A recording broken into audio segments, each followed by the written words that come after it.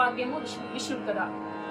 It is in Suddha Danyasi Raga and Adi Talam. In this song, Sri Annamacharya describes that mere listening to the story of the Lord is as sacred as the duty performed as Nitya Karma.